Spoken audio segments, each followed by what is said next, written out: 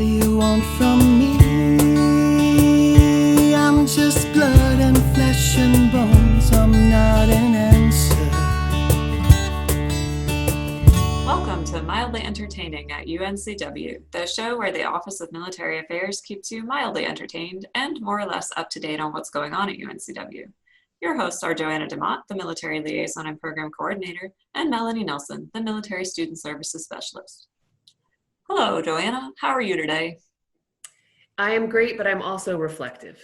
My aunt, World War II veteran, is being interned at Arlington National Cemetery today. We can't be there due to the family responsibilities surrounding COVID. This event we've been long awaiting this event. She will be buried next to my uncle who also served in World War II. And so they're finally being reunited today. So I'm reflective and honored by her presence in my life. How are you today, Melanie? I am great, and I will join with you in your reflection. Being a nurse during World War II is a weighty responsibility in history. So it's important that we take a moment to acknowledge that. And of course, I wish that your family had been able to take a trip up and, enjoy the fall weather in the midst of such a solemn moment. But we'll just take a solemn moment right now. And now we will get back to the show. So why don't you go ahead and introduce our guest for today? I'm super excited to introduce Paul Bill. He's a Navy veteran and the Employments Alliance Director for Veterans Bridge Home, which is a Charlotte-based nonprofit organization that bridges the gap between veterans and their community. How are you today, Paul?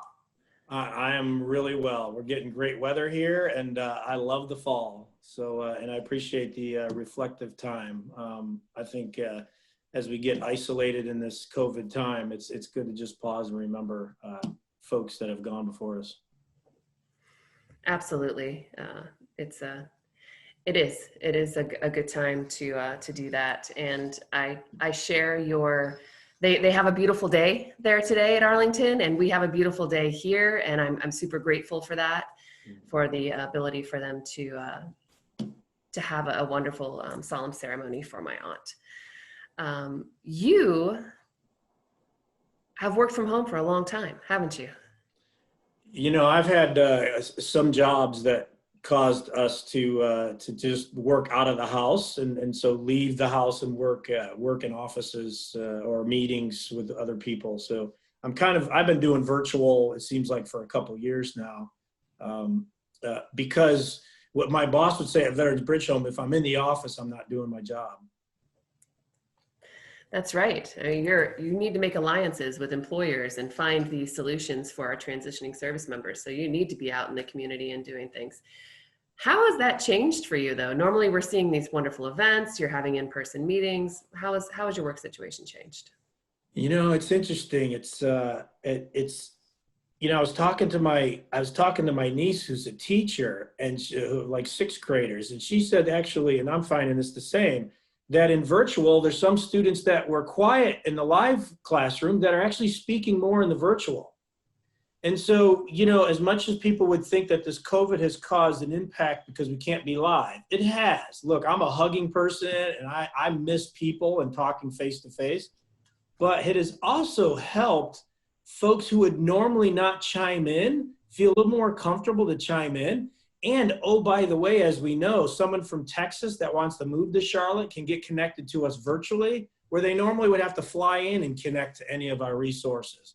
I know it's a lot of stuff online, but I have found that, and I think we're hearing it from a lot of organizations, they've found ways to pivot that actually have enhanced how they do business.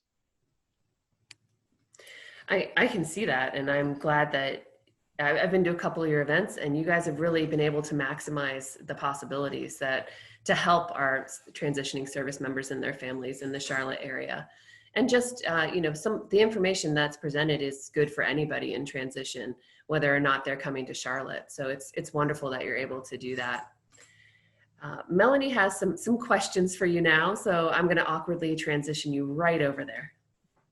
Excellent work on the awkward transition. Hearing so many things that are interesting to talk about, even just in your few brief remarks so far. But before we get into any of that, there's a foundational piece of knowledge that we like to establish on this show. And that is, what are you snacking on these days? Well, let's see. Joanna might have given me a heads up that I was going to get asked that. A favorite, and you are a Navy ship driver, SWO, and so a favorite is cheese balls. And if you go in combat on the ship, they always had these, and I'm not talking about a little container, right? We're talking about that big container, and your fingers, if they don't get orange, you're doing it wrong. So one of my favorite go-tos has been the cheese balls. Some of it's memory, some of it's just good. They last because they're still on your fingers. Yes, they are the snack that keeps on giving. Of course, I'm getting a little cringy right now, picturing walking into a darkened combat and digging my hand into a pile of things. Like, I'm just picturing the COVID living amongst the cheese puff dust, and that sort of bothers me. But yeah, no, I'm picturing exactly what you're saying, that giant canister. I mean, you can't deploy without it. It's a necessity. It's a staple. And it also mixes really nicely, actually, the cheese dust with the coating of coffee on the inside of the mug. Have you found that? That's true. Yeah, I mean, how do you stay up at 3 a.m. without cheese balls and a coffee? You got to have all the food groups. You need your caffeine and your fat and or your sugar. I'm more of a sugar person myself, but like if you're into the cheesy fat goodness, then that's where we got to go. So yeah, solidarity. Okay, well, thank you for sharing. It's good to know that some things never change, right? And that we will always have our cheesy puff. What are we going to do, guys, if the cheesy puff industry dies out? There's going to be a whole generation that just can't handle it. Okay. Oh no, they're going to deep fry it. Oh yes, the deep fried cheese puffs. Now that is a whole new layer of snacking, and we might have to bring in like a state fair series here, so like a virtual state fair, since we're not going to be able to do those. That's a thing. Okay, we're making notes for future podcast episodes. In the meantime, let's get back on track. I want to talk about your Navy experience and your college experience and how those dovetailed to get you to where you are today in the Veterans Bridge Home. And it might take us a while to get there, but we've got time. So go ahead and tell us. Well, let me think of some highlights. So first of all, I was the youngest of 7, and my parents didn't have money for college. So I had to put myself through college. Well, how am I going to do that? Well, so I went to a community college the first year, and then I joined the reserves, and I became enlisted. And mostly it was some of the advertisement I said, help pay for college. Army was really good at that, right? So I did that, and it did. It gave me a little stipend. And as I was going through my degree, I was still drilling and said, hey, I want to be an officer. And all that time I was taking business and engineering courses. I wasn't sure if I was going to get a bachelor's degree in business or I was going to get a bachelor's degree in engineering. And at the time, my studies, I said, I want a high paying job, so I want to be an electrical engineer. Well, guess what? Paul Bill is not an electrical engineer. I would not be a good electrical engineer. So the signs were out there, and a couple of them were, I remember one class called circuits where I got a C-, and I busted my butt to get the C-. And I realized that and a few other courses that were in that electrical engineering side just weren't me. I was more a people person. So transitioned that. I saw what I was doing as an enlisted. I wanted to be an officer. I needed a bachelor's degree. And I decided to transition into industrial engineering, which is a people engineer, right? More about human factors. So I was excited about that. I went through University of Rochester through the ROTC unit there and got my degree in industrial engineering and became an officer after having about 6.5 years as an enlisted, and I became an officer.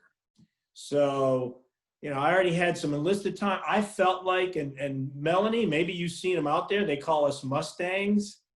And so these are officers that have prior enlisted, and they get some appreciation to, the enlisted folks, as opposed to some officers that might come straight out and might not have the full appreciation. So I felt like I was a better officer, not to say they were bad officers, but I had a better start. And I think ever since then, I have always had a heart for the military and the veterans, which truly, brings me to this job here that I say job, but I really tell people it's a ministry. It's a ministry that allows me to touch a lot of people that are going through some tough times, give them hope, and actually encourage them. Yeah, okay, VBH has got relationships, and we can get them jobs, we can get them food, we can get them clothing. But at the end of the day, they remember how they were touched, and you've impacted not only a veteran and not only their spouse, but their entire family. Yes. So I'm hearing, again, a lot of interesting moments there. So number one, I actually think that the entire officer corps would be improved if everybody had to be a Mustang, right? If we were able to alter the system so that you would spend a little time moving up the ranks on the enlisted side before deciding to go officer. I am one of those ones, of course, who was not a Mustang. I went through ROTC, 4 years of wandering around campus in my little khaki uniform, and then showed up on ship and had quite a bit of learning to do.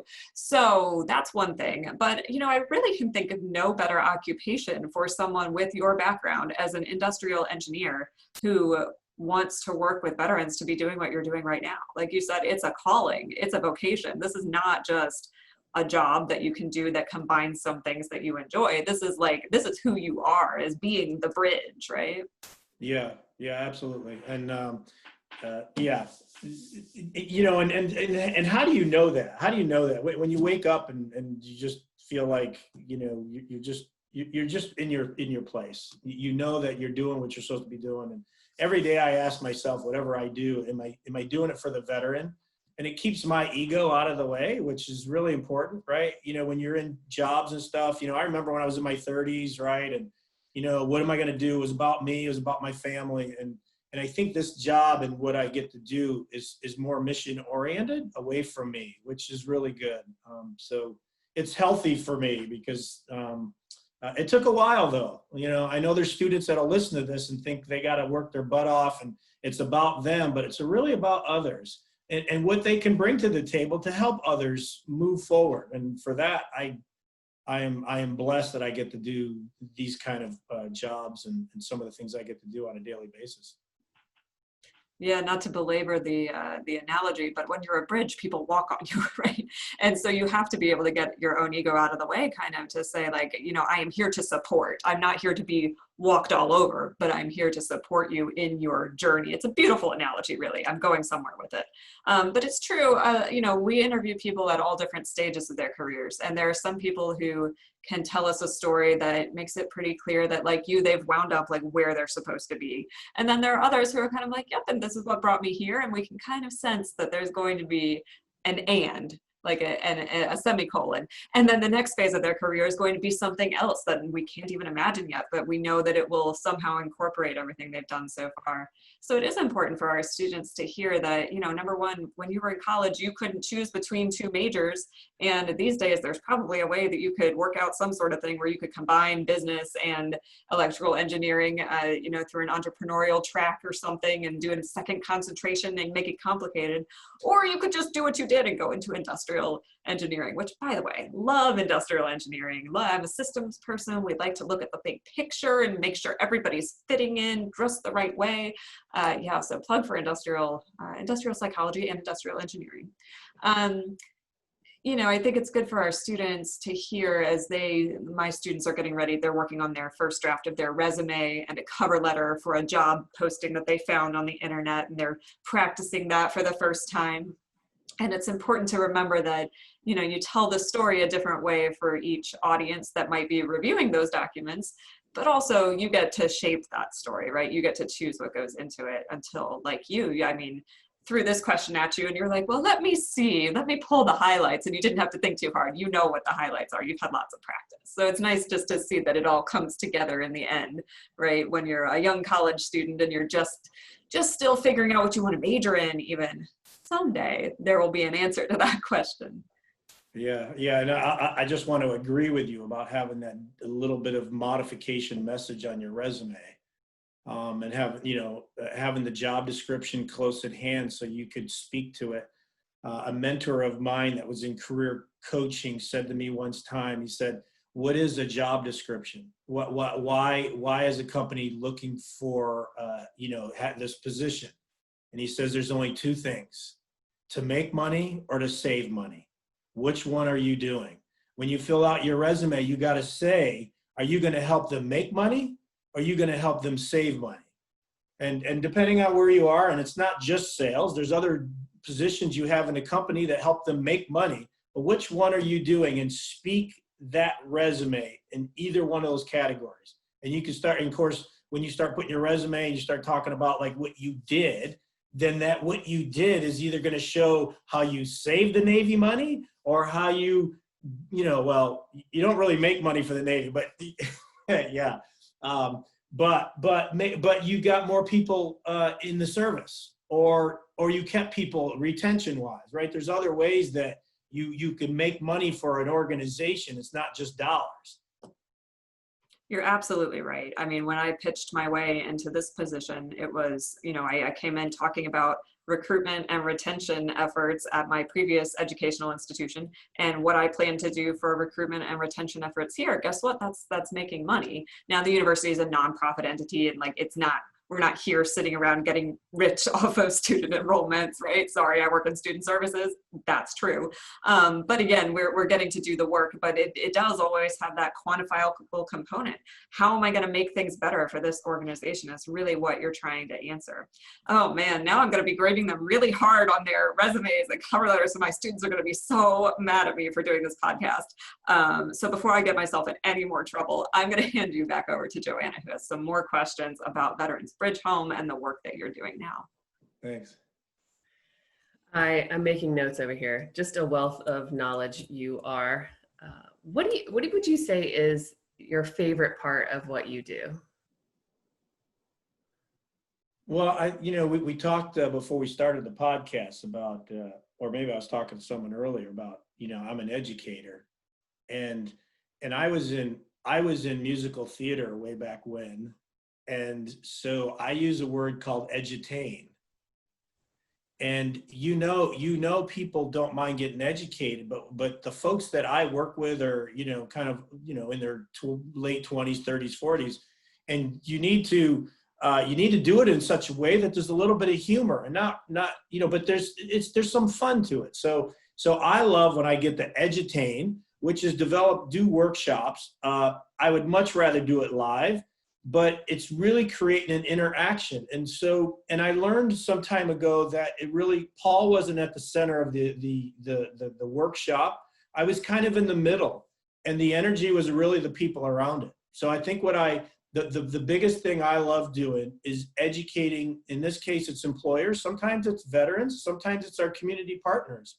I have 3 kind of main customers, but the opportunity to get them all in one room, get them talking, get them sharing best practices or where they tripped up so they can help in case an employer isn't there yet and they don't trip, or a veteran who hadn't thought. Some of your students that are listening to this, go out and get a mentor, get a coach, go find, other resources. But I love the opportunity to bring people together that can help each other. Because at the end of the day, if I leave, that ecosystem could still be working. People could be sharing. If I make me the focal point and they're going, well, Paul's got the info. No. Nothing I have is proprietary, and almost everything I have, I learned from someone else. Absolutely. That's amazing. And I think we'd miss you. I mean, just speaking for me. What do you think some misconceptions are about whether it's the organization or what you do specifically? Well, this might not be a misconception necessarily right up front, but what comes to mind is we're a nonprofit. We fall in the social services arena, and most veterans don't think they need help. Mm. So those that are listening and they sit back and go, I don't need this, they're probably wrong, or they're going to struggle. So I would say, it is a misconception that they don't need the services. And no one looks down on them. It's not like, what's that saying is like, veterans don't look for a handout, they look for a hand up.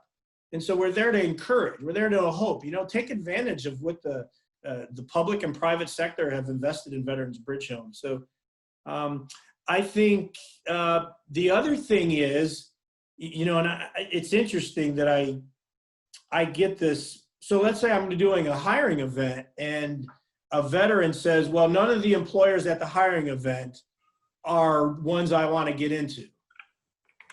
They don't see beyond that. So one of the myths might be what's on the face of what we're saying to do. Like let's say help in Veterans Park to plant trees.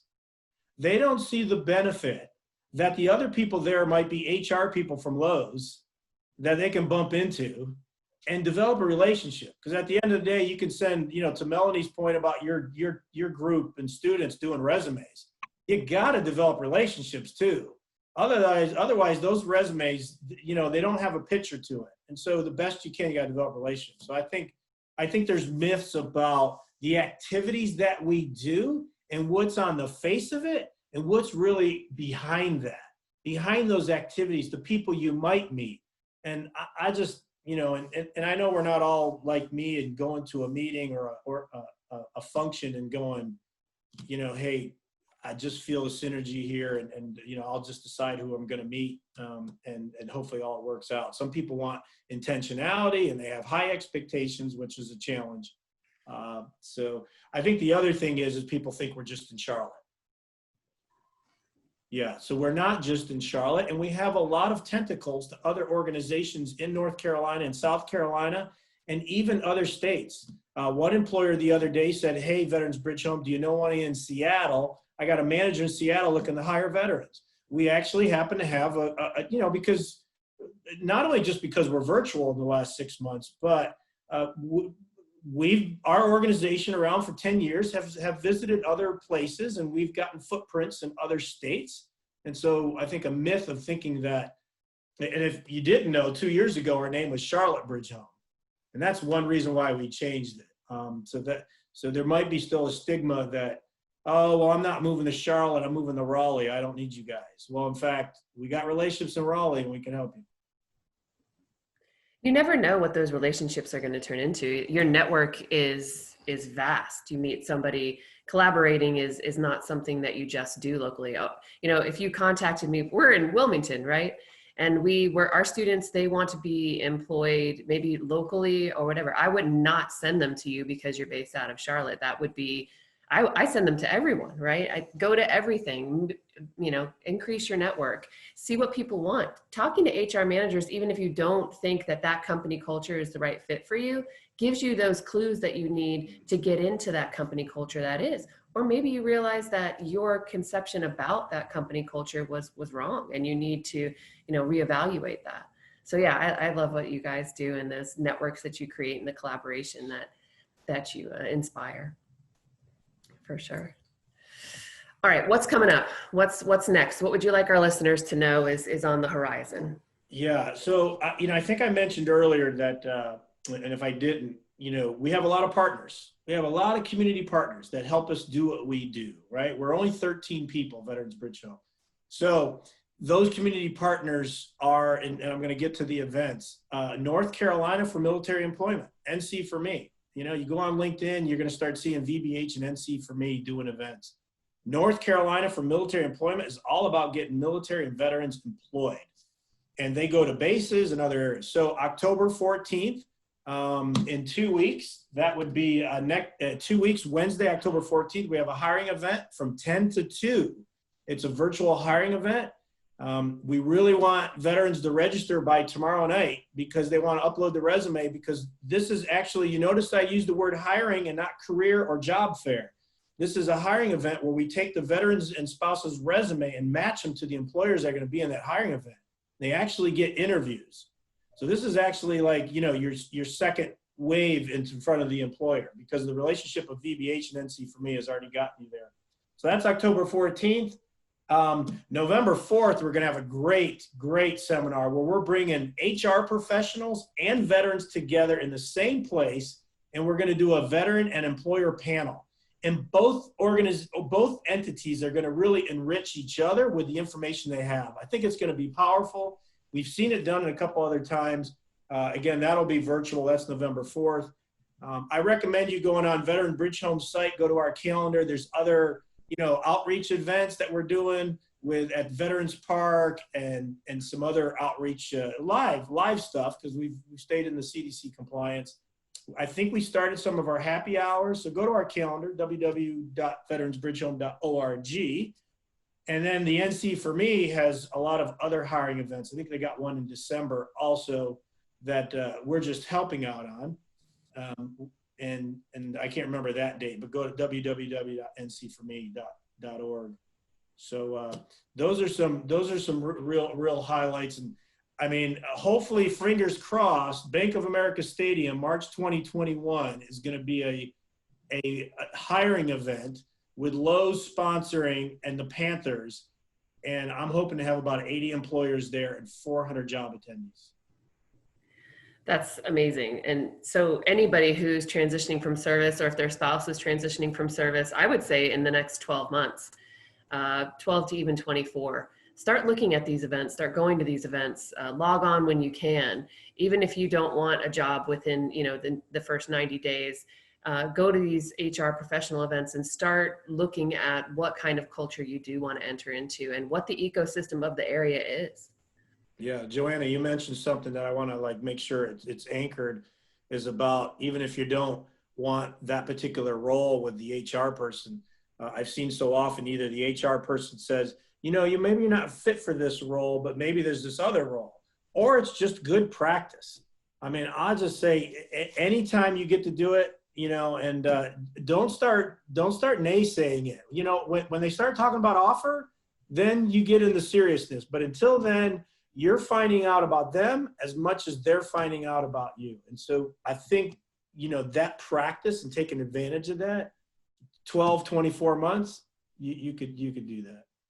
I personally, I've had an experience like that, going in and interviewing for something that I thought was the perfect thing that I wanted to do, getting in there, realizing that wasn't going to work for me, but them liking me so much that they put me someplace that actually did work. So yeah, you're going to talk to tons of people like that. Anytime you get the opportunity to chat with somebody, even if it's not what you aspire to do, it's always a good, and it's practice, right? So even if you get into for the interview, you've got this wonderful practice and things you can look at doing next time. I love it. I love all of that. And think about people that that are working for the last 10 years in the same company. Are they in the same role they were? I mean, that whole culture of the company and the ecosystem you speak of and that kind of thing, that's really the importance for fit. And I think for veterans, what I advocate for is really about culture in the company. Yeah, the role is important, but you don't need to check every block for the role. If the culture is something that fits who you are, could be people, could be time off, could be, you don't have to work weekends, because some employers cause you, whatever you're valuing, that's more important than the role. If some of that other stuff doesn't fit, but you think, oh, this is the exact role I need, it's probably not going to last. You're right. And you might figure, yeah, absolutely.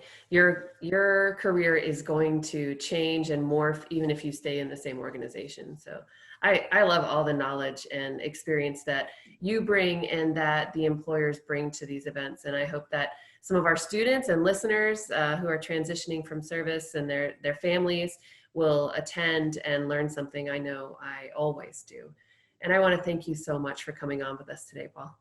Thanks. A great opportunity, Melanie and Joanna. I appreciate it. I didn't get here by myself, and all of your listeners are not going to get there by themselves. The best advice I could have, if you said I missed everything, check your ego at the door. It'll help you in your personal and professional life. Words to live by: check your ego at the door. That is a good one. Now, I will say, just listening to you talk, I've identified at least one veteran that I will be sending you an email very shortly, as soon as we're done, so that I can get everybody connected. So, because I think that you've got exactly what this particular person needs. And I'm sure more of those will pop into my head throughout the day, because this is how we do it, right? We find out about resources and we connect people to them. Wonderful stuff, wonderful stuff. We may have to talk with you again a little bit more about all of these things, because I have questions. But in the meantime, thank you so much for coming on the show today. This has been an episode of Mildly Entertaining at UNCW, and we will see you on the internet. Thank you for listening to Mildly Entertaining.